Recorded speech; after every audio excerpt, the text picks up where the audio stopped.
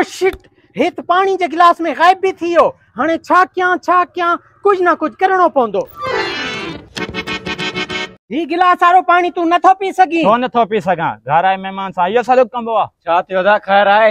इन गिलास वारे पानी में हमरा हलियो वियो आ।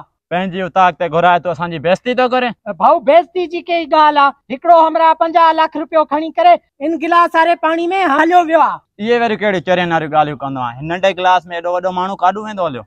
जंहिं करे वो हमरा पानी में हलियो भी वञे न, पानी जो गिलास हीअ फुल आ, वो हमरा गोता खाया।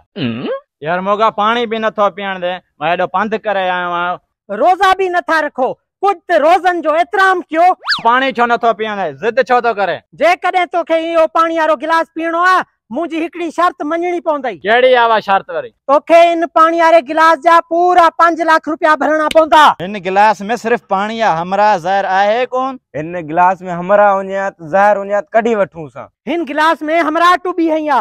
पूरो 50 लाख जो सवाल आ, मुंहिंजो 50 लाख डुबी वेंदो। मोगा मात पाड़े जो मांजी खैर आ, बहुत गरीब परे का आयल आ, उन्ही के शरबत जी सलाह जेकी आई उन्ही के तू पानी ते पीअण दे। जेकॾहिं तो मुंहिंजी उताक ते अचे न, तोखे लस्सी शरबत बोतल चांहि सां भी तोखे ताड़ करायां। एड़ी मेहमान नवाजी मुखे न खपे। चां सां मुखे ताड़ कराईंदे त मां सड़ी वेंदुमि। पानी जो गिलास टेबल ते रख, हमरा निकरे ॿाहिर। पानी मां पियां तो। हरामखोर पी जाए। 1 मिनट, केतिरा दफ़ा तोखे समझायो पानी न पी, वरी मुड़ी कोन थो बेइज्जता कहीं जा। अरे थी वाकई हिन पानी जे गिलास में हमरा निकतो। मुंहिंजा त 50 लाख रुपया हराम थी विया न। मां त वाकई परेशान थी वियो आहियां, नंढड़े गिलास में हमरा कीअं निकतो? मोगा इहो तोसां कीअं वाक़ियो पेश थियो? यार ॻाल्हि दरअसल इहा। नालो छा आहे तुंहिंजो? साहब, नंढपण में मेले ते मुंहिंजा माउ पीउ विछड़ी आ माखां। छठी वारो नालो त मूंखे यादि न आहे। ओड़े पाड़े वारा मूंखे मोगो छॾींदा आहिनि। तोखे हक़त ते त मोगो छॾींदा आहिनि, तूं त लॻी मोगो थो। ओ साहब, मूंखे अञा ताईं भी यकीन नथो अचे जे मुंहिंजा 50 लाख रुपया लॻा आहिनि इनाम में। मूंखे ख्वाब लॻे थो।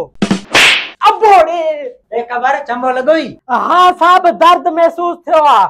ख्वाब नहीं हकीकत आ। हिते साइन कर। नंढपिण काई मां स्कूल जो मुंह ॾिठो ही न आहे। मां अनपढ़ियो आ। अड़े हेॾे वारो कर, मासारो पेड खणी आ। तकलीफ़ ना कयो मास जी, पाण वट सिंधी जुगाड़ आ। फिलहाल मूंखे एतिरो ॿुधायो, अंगूठो कहिड़ी जाते हणणो आ? पनियारी कुंड ते हण अंगूठो।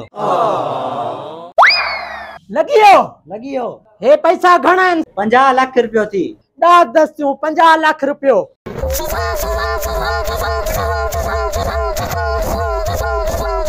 कपड़ा छो थो लाई पंहिंजा?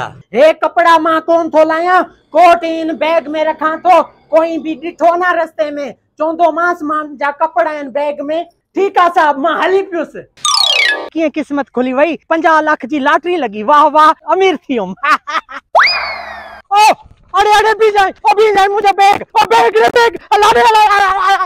इहो हमरा मारो बैग खसे करे तुम्हारे पानी वारे गिलास में वञी किरियो। इहा ही ॻाल्हि आ। हाणे मुंहिंजा पूरा 50 लाख रुपया हराम थी विया न। हेॾे गिलास वॾो आयो आ मोतबर, मेहमान थी ईंदा।